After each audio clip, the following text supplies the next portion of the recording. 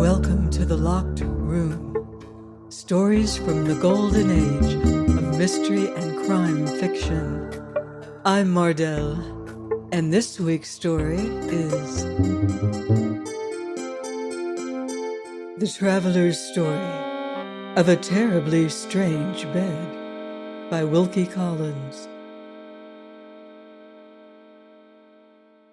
Shortly after my education at college was finished, I happened to be staying at Paris with an English friend.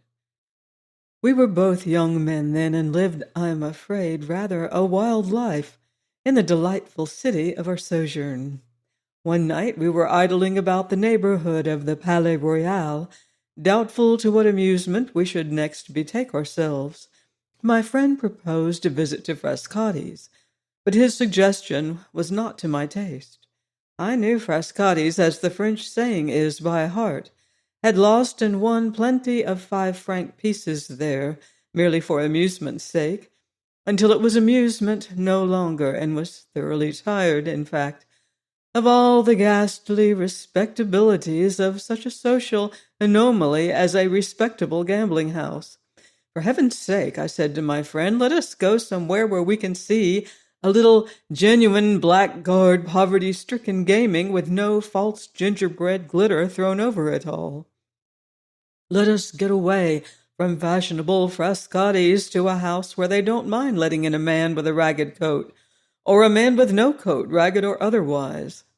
Very well, said my friend, we needn't go out of the Palais Royal to find the sort of company you want.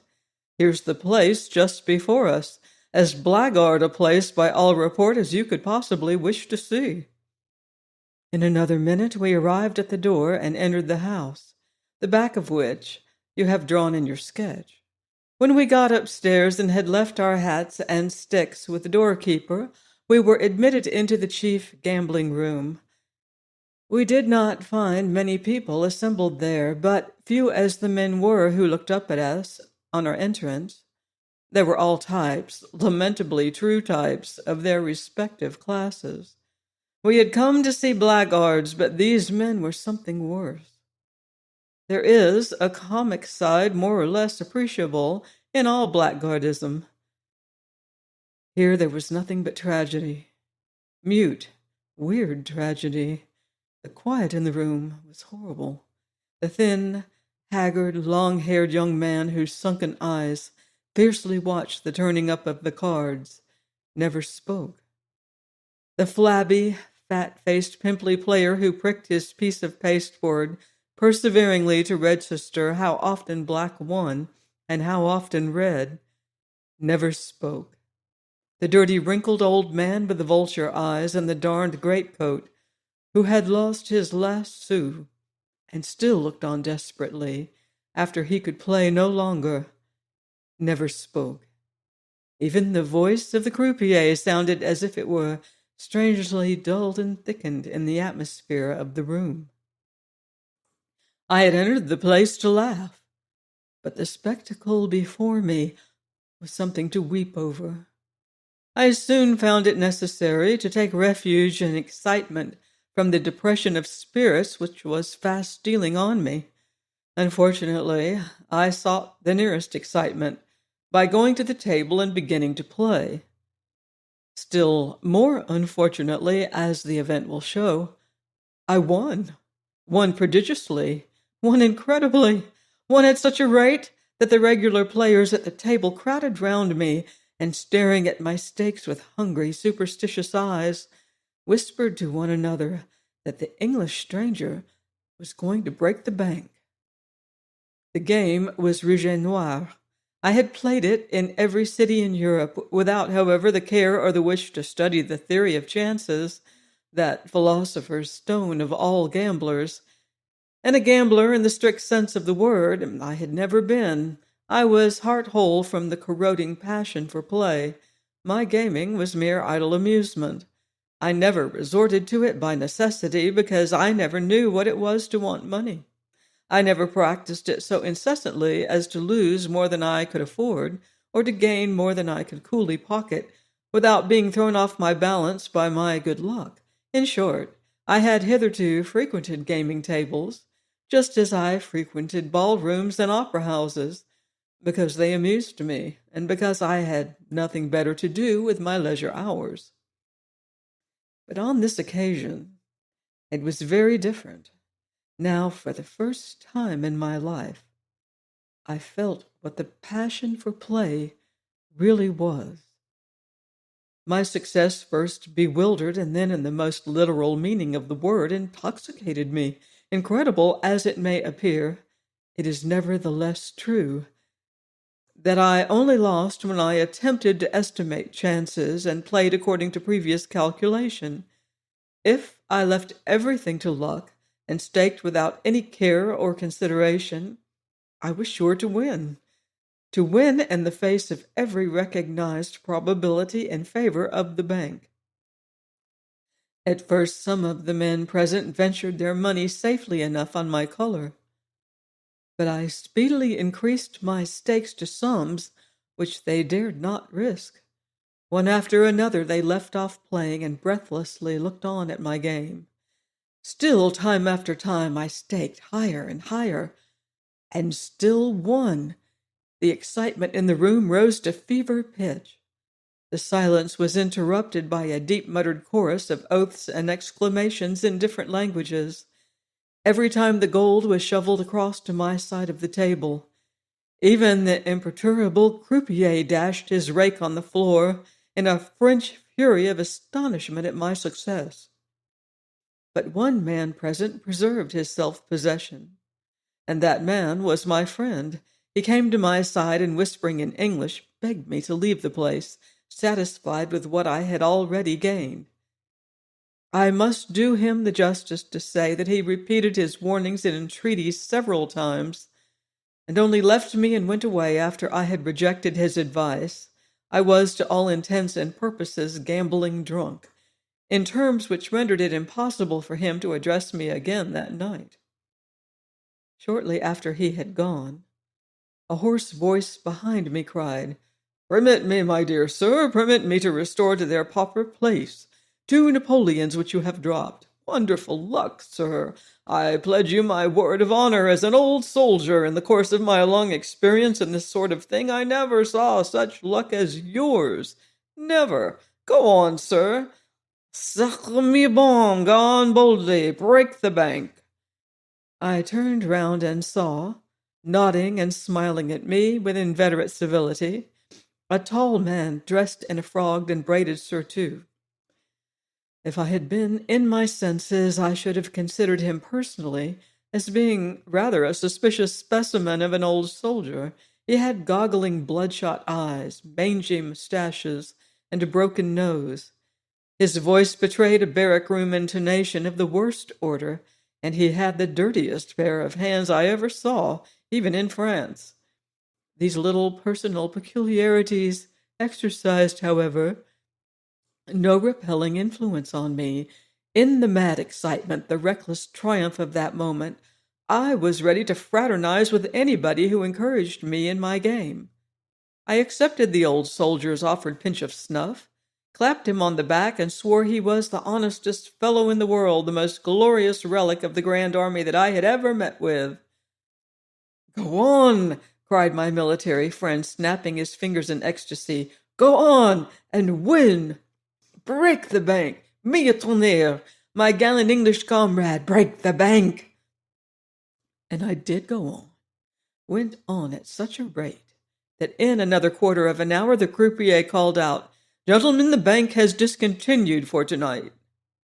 All the notes and all the gold in that bank now lay in a heap under my hands. The whole floating capital of the gambling house was waiting to pour into my pockets. "Tie up the money in your pocket handkerchief, my worthy sir," said the old soldier, as I wildly plunged my hands into my heap of gold. "Tie it up as we used to tie up a bit of dinner in the Grand Army. Your winnings are too heavy for any breech pockets that ever were sewed. There, that's it. Shovel them up, notes and all. Crédit, what luck! Stop, another Napoleon on the floor. Ah, sacre petit polisson de Napoleon, have I found thee at last? Now then, sir, 2 tight double knots each way, with your honorable permission. and the money's safe. Feel it. Feel it, fortunate sir, hard and round as a cannonball. Ah, bah, if they'd only fired such cannonballs at us at Austerlitz. Nom d'une pipe, if they only had. And now, as an ancient grenadier, as an ex-brave of the French army, what remains for me to do, I ask what?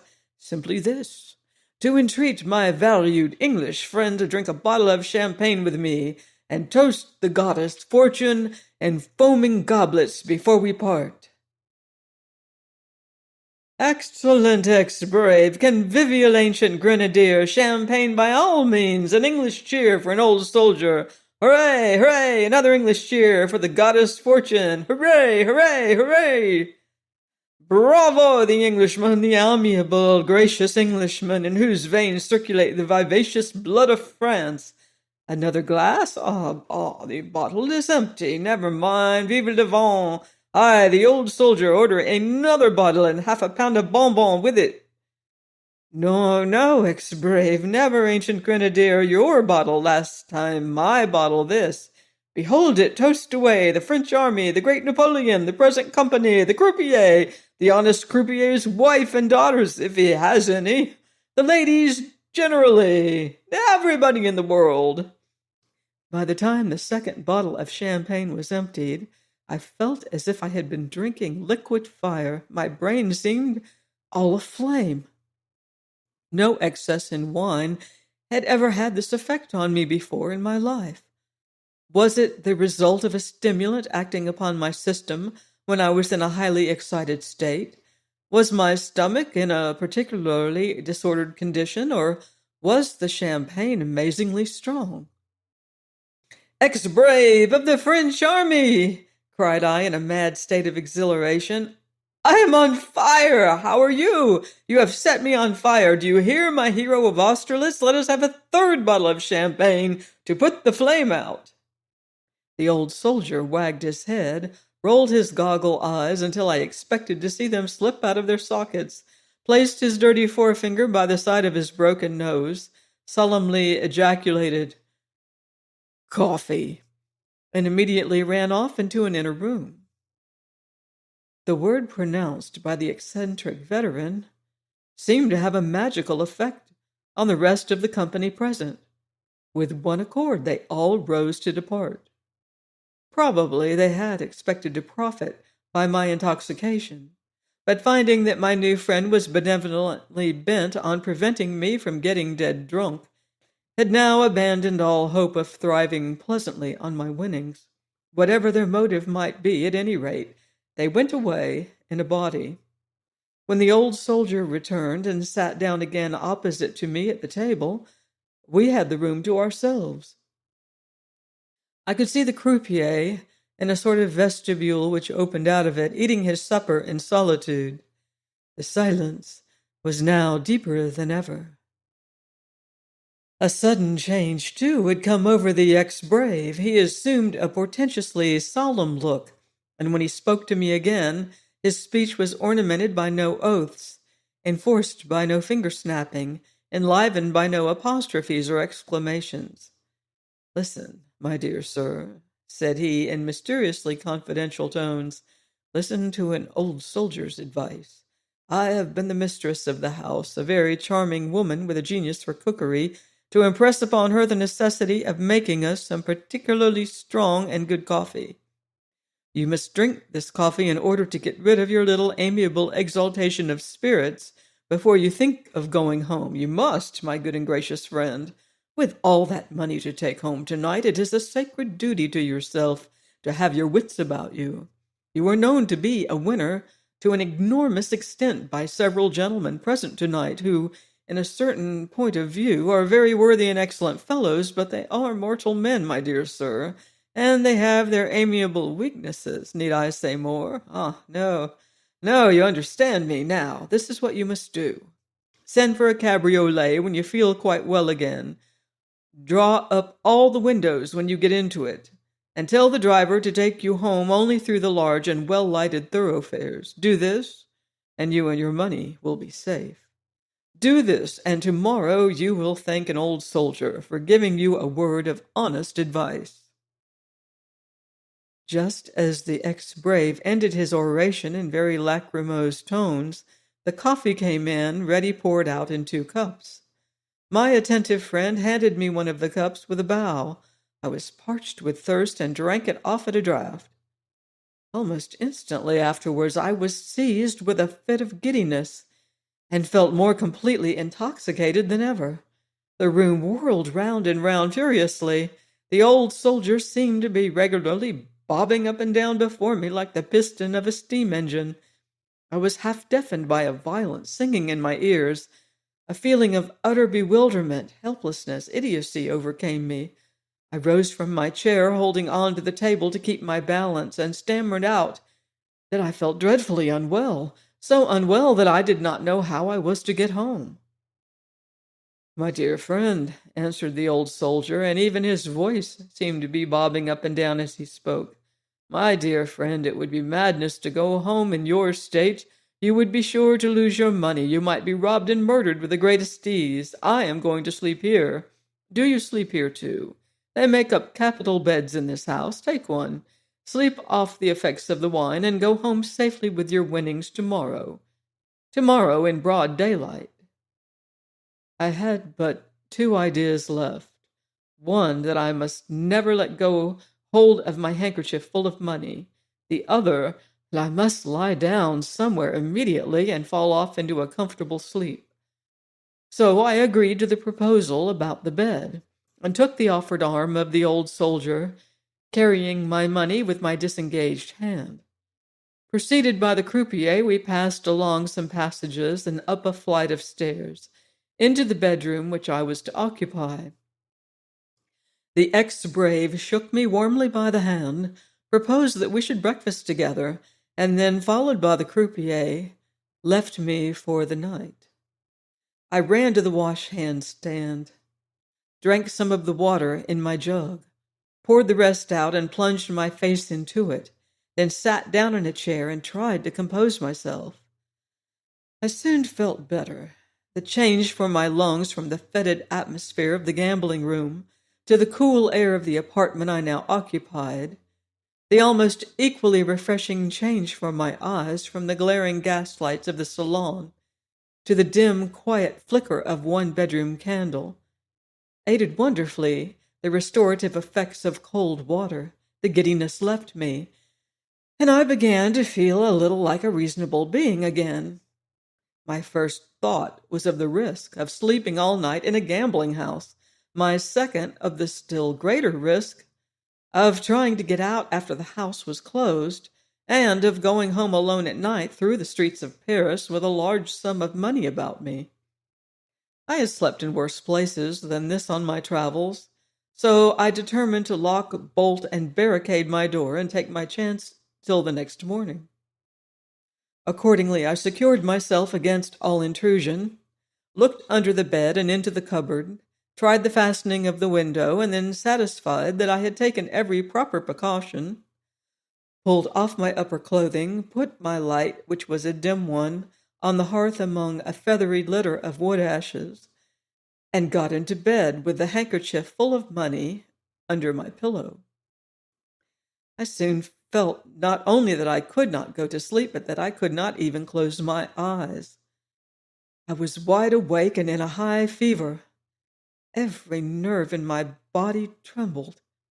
Every one of my senses seemed to be preternaturally sharpened. I tossed and rolled and tried every kind of position and perseveringly sought out the cold corners of the bed, and all to no purpose. Now I thrust my arms over the clothes, now I poked them under the clothes, now I violently shot my legs straight out down to the bottom of the bed, now I convulsively coiled them up as near my chin as they would go, now I shook out my crumpled pillow, changed it to the cool side, patted it flat, and lay down quietly on my back. Now I fiercely doubled it in two, set it up on end, thrust it against the board of the bed, and tried a sitting posture. Every effort was in vain. I groaned with vexation as I felt that I was in for a sleepless night. What could I do? I had no book to read, and yet, unless I found out some method of diverting my mind, I felt certain that I was in the condition to imagine all sorts of horrors, to rack my brain with forebodings of every possible and impossible danger, in short, to pass the night in suffering all conceivable varieties of nervous terror. I raised myself on my elbow and looked about the room, which was brightened by a lovely moonlight pouring straight through the window, to see if it contained any pictures or ornaments that I could at all clearly distinguish. While my eyes wandered from wall to wall, a remembrance of Le Maistre's delightful little book, Voyageur de ma chambre, occurred to me. I resolved to imitate the French author and find occupation and amusement enough to relieve the tedium of my wakefulness by making a mental inventory of every article of furniture I could see, and by following up to their sources the multitude of associations which even a chair, a table, or a washstand can be made to call forth. In the nervous, unsettled state of my mind at that moment, I found it much easier to make my inventory than to make my reflections, and thereupon soon gave up all hope of thinking in Le Maistre's fanciful track, or indeed of thinking at all. I looked about the room at the different articles of furniture, and did nothing more. There was first the bed I was lying in, a four-post bed of all things in the world to meet with in Paris, yes, a thoroughly clumsy British four-poster, with the regular top lined with chintz, the regular fringed valance all round, the regular stifling, unwholesome curtains, which I remembered having mechanically drawn back against the post without particularly noticing the bed when I first got into the room. Then there was the marble-topped wash-hand stand from which the water I had spilled in my hurry to pour it out was still dripping slowly and more slowly onto the brick floor. Then two small chairs with my coat, waistcoat, and trousers flung on them. Then a large elbow chair covered with dirty white dimity, and my cravat and shirt collar thrown over the back. Then a chest of drawers with two of the brass handles off, and a tawdry, broken china inkstand placed on it by way of ornament for the top. Then the dressing table adorned by a very small looking glass, and a very large pincushion. Then the window, an unusually large window. Then a dark old picture which the feeble candle dimly showed me. It was a picture of a fellow in a high Spanish hat, crowned with a plume of towering feathers, a swarthy, sinister ruffian, looking upward, shading his eyes with his hand and looking intently upward. It might be some tall gallows at which he was going to be hanged. At any rate, he had the appearance of thoroughly deserving it. This picture put a kind of constraint upon me to look upward too, at the top of the bed. It was a gloomy and not an interesting object, and I looked back at the picture. I counted the feathers in the man's hat. They stood out in relief, 3 white, 2 green. I observed the crown of his hat, which was of the conical shape, according to the fashion supposed to have been favored by Guido Fawkes. I wondered what he was looking up at. Couldn't be the stars. Such a desperado was neither astrologer nor astronomer. It must be at the high gallows, and he was going to be hanged presently. Would the executioner come into possession of his conical-crowned hat and plume of feathers? I counted the feathers again, 3 white, 2 green. While I still lingered over this very improving and intellectual employment, my thoughts insensibly began to wander. The moonlight shining into the room reminded me of a certain moonlight night in England, the night after a picnic party in a Welsh valley. Every incident of the drive homeward, through lovely scenery, which the moonlight made lovelier than ever, came back to my remembrance, though I had never given the picnic a thought for years. Though if I had tried to recollect it, I could certainly have recalled little or nothing of that scene long past. Of all the wonderful faculties that help us to tell us we are immortal, which speaks the sublime truth more eloquently than memory, here was I, in a strange house of the most suspicious character, in a situation of uncertainty and even of peril, which might seem to make the cool exercise of my recollection almost out of the question, nevertheless, remembering quite involuntarily places, people, conversations, minute circumstances of every kind, which I had thought forgotten forever, which I could not possibly have recalled at will, even under the most favorable auspices. And what cause had produced in a moment the whole of this strange, complicated, mysterious effect? Nothing but some rays of moonlight shining in at my bedroom window. I was still thinking of the picnic, of our merriment on the drive home, of the sentimental young lady who would quote Childe Harold because it was moonlight. I was absorbed by these past scenes and past amusements, when in an instant the thread on which my memories hung snapped asunder. My attention immediately came back to present things more vividly than ever, and I found myself, I neither knew why nor wherefore, looking hard at the picture again. Looking for what?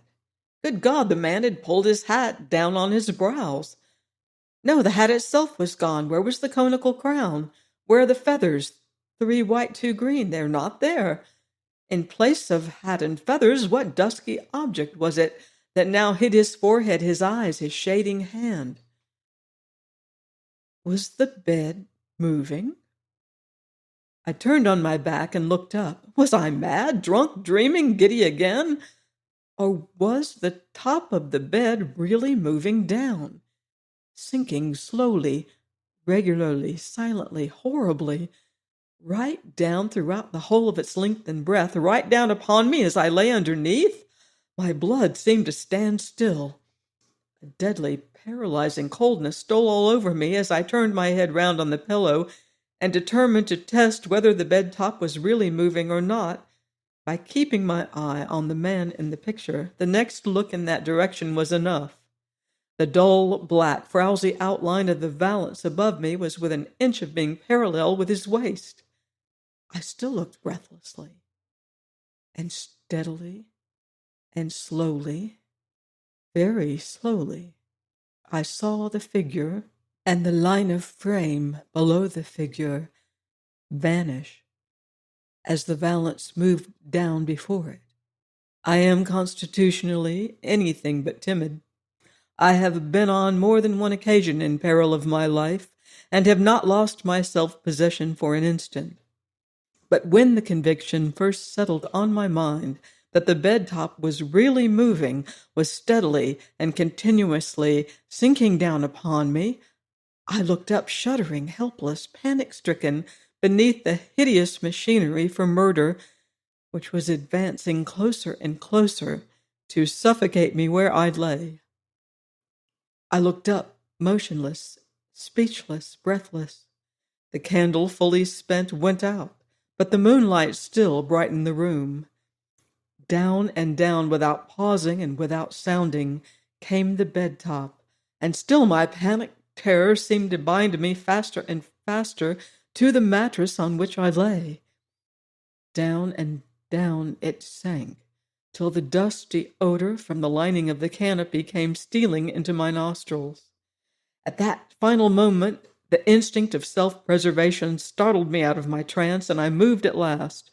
There was just room for me to roll myself sideways off the bed. As I dropped noiselessly to the floor, the edge of the murderous canopy touched me on the shoulder.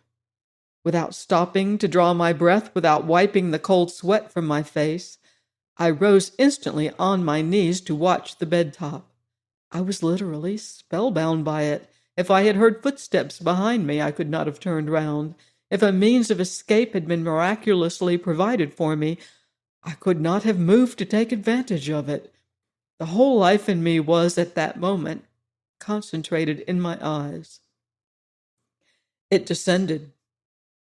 The whole canopy, with a fringe round it, came down, close down, so close that there was not room now to squeeze my finger between the bed top and the bed.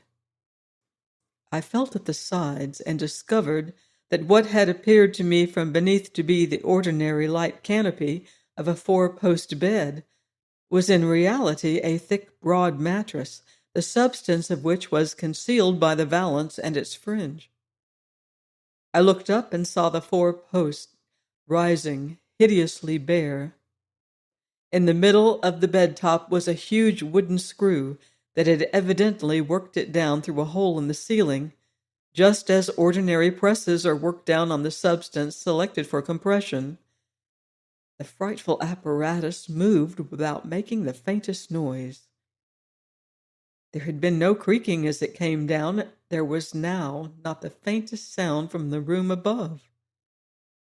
Amid a dead and awful silence, I beheld before me, in the 19th century and in the civilized capital of France, such a machine for secret murder by suffocation as might have existed in the worst days of the Inquisition, in the lonely inns among the Harz mountains, in the mysterious tribunals of Westphalia. Still, as I looked on, I could not move. I could hardly breathe. But I began to recover the power of thinking, and in a moment I discovered the murderous conspiracy framed against me in all its horror. My cup of coffee had been drugged, and drugged too strongly. I had been saved from being smothered by having taken an overdose of some narcotic. How I had chafed and fretted at the fever fit which had preserved my life by keeping me awake. How recklessly I had confided myself to the two wretches who had led me into this room, determined, for the sake of my winnings, to kill me in my sleep by the surest and most horrible contrivance for secretly accomplishing my destruction. How many men, winners like me, had slept as I had proposed to sleep in that bed, and had never been seen or heard of more. I shuddered at the bare idea of it. But ere long all thought was again suspended by the sight of the murderous canopy moving once more. After it had remained on the bed, as nearly as I could guess, about 10 minutes, it began to move up again. The villains who worked it from above evidently believed that their purpose was now accomplished. Slowly and silently, as it had descended, that horrible bed-top rose toward its former place. When it reached the upper extremities of the four posts, it reached the ceiling too. Neither hole nor screw could be seen. The bed became in appearance an ordinary bed again, the canopy an ordinary canopy, even to the most suspicious eyes. Now, for the first time, I was able to move, to rise from my knees, to dress myself in my upper clothing, and to consider of how I should escape. If I betrayed by the smallest noise that the attempt to suffocate me had failed, I was certain to be murdered. Had I made any noise already? I listened intently, looking towards the door.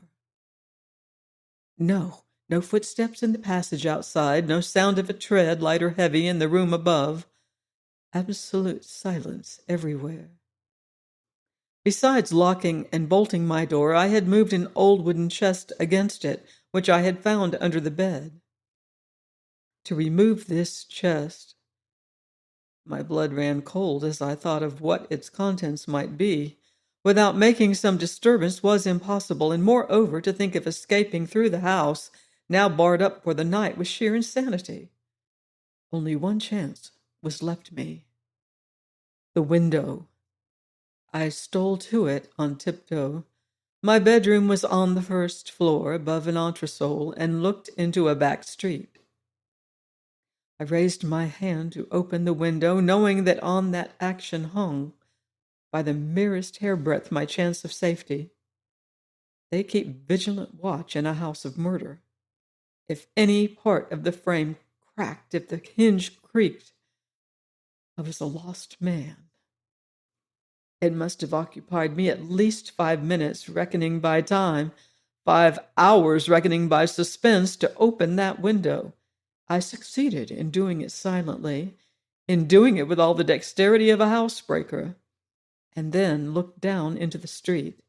To leap the distance beneath me would be almost certain destruction.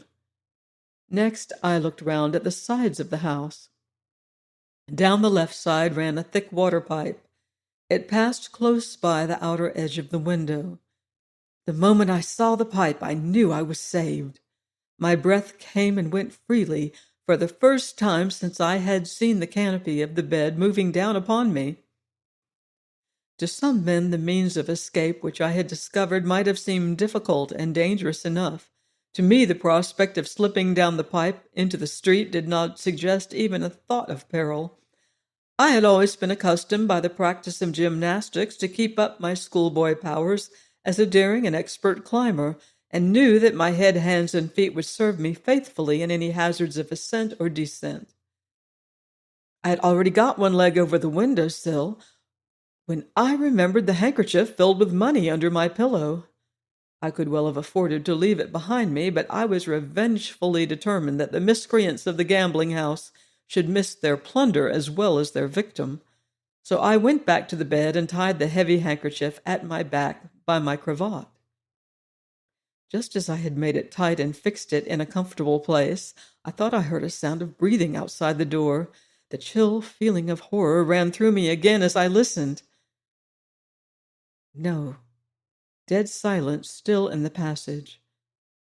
I had only heard the night air blowing softly into the room.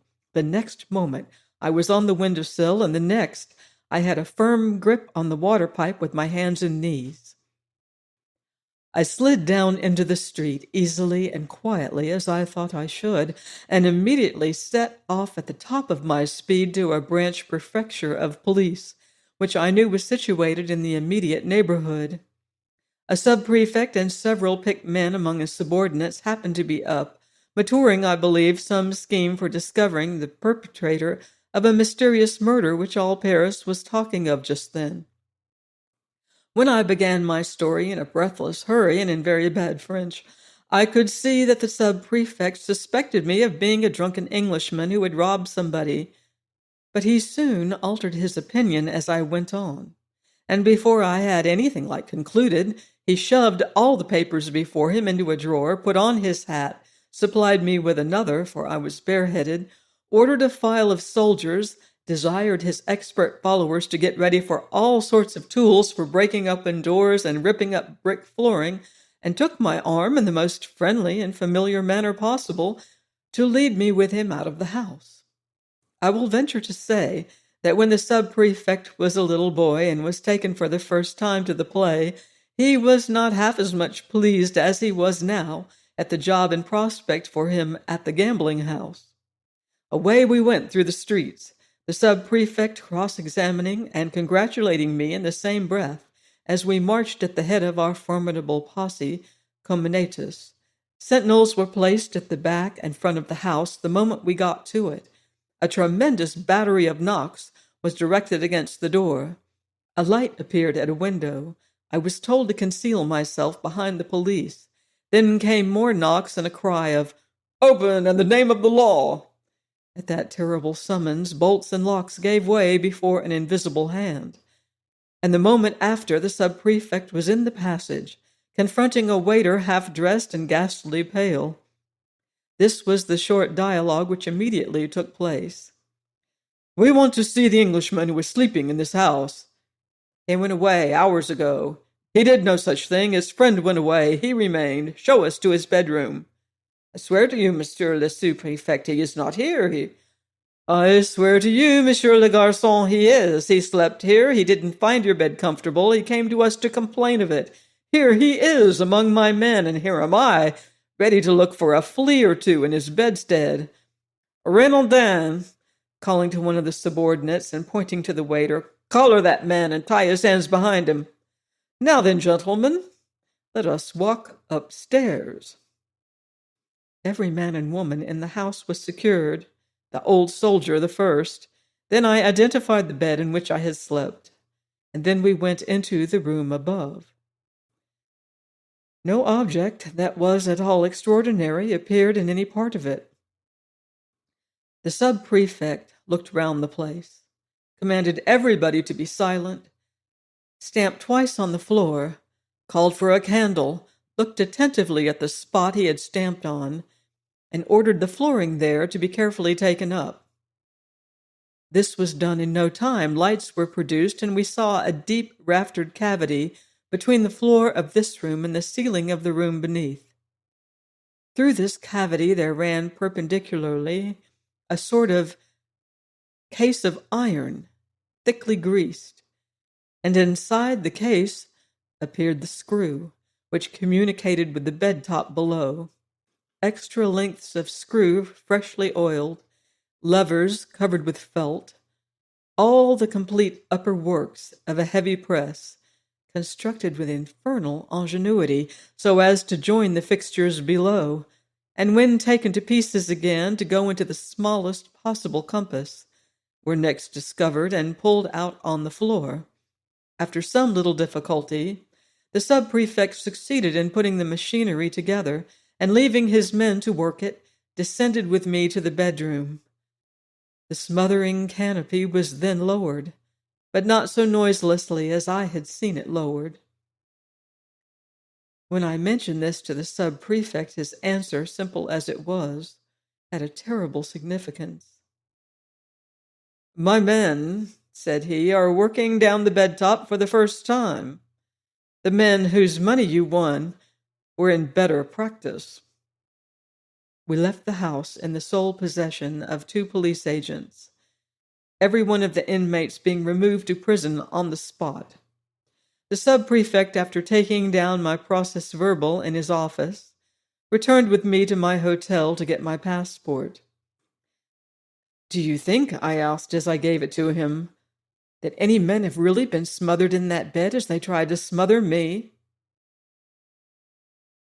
"I have seen dozens of drowned men laid out at the morgue," answered the sub-prefect, "in whose pocketbooks were found letters stating that they had committed suicide in the Seine because they had lost everything at the gaming table. Do I know how many of those men entered the same gambling house that you entered, won as you won, took that bed as you took it, slept in it, were smothered in it, and were privately thrown into the river with a letter of explanation written by the murderers and placed in their pocketbooks? No man can say how many or how few have suffered the fate from which you have escaped. The people of the gambling house kept their bedstead machinery a secret from us, even from the police. The dead kept the rest of the secret for them. Good night, or rather good morning, Monsieur Faulkner. Be at my office again at 9 o'clock. In the meantime, au revoir." The rest of my story is soon told. I was examined and re-examined. The gambling house was strictly searched all through from top to bottom. The prisoners were separately interrogated, and 2 of the less guilty among them made a confession. I discovered that the old soldier was master of the gambling house.